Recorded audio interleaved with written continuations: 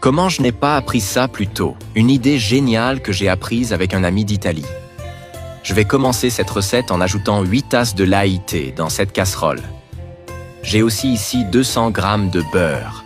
Je vais le fixer à cet ustensile et le plonger directement dans la casserole avec le lait. J'ai laissé ce mode de préparation bien détaillé pour te faciliter la vie quand tu la feras à la maison. Tu peux mélanger tranquillement jusqu'à ce que tout soit complètement fondu. J'ai aussi préparé un bol avec 6 œufs. Je vais utiliser une fourchette pour les mélanger. Je l'ai faite hier pour mes amis.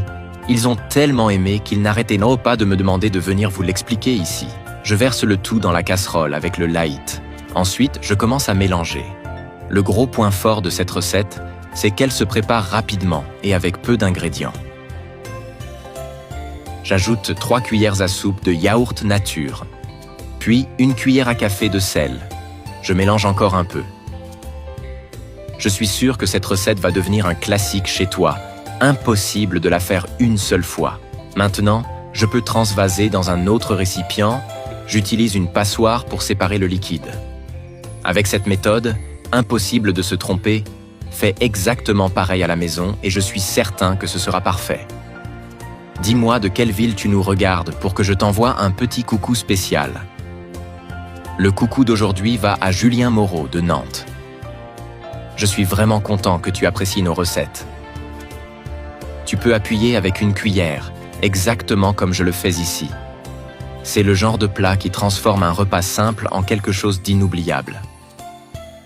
Je mets ce qu'il y a dans la passoire dans ce filtre en tissu.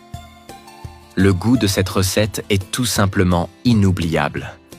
C'est le genre de recette que tu goûtes une fois et que tu n'oublies jamais. Maintenant, je peux fermer à l'aide d'un collier en plastique. Je parie que tu te dis que c'est vraiment facile à faire. Chaque bouchée est une expérience incroyable. Je mets au réfrigérateur pendant 12 heures.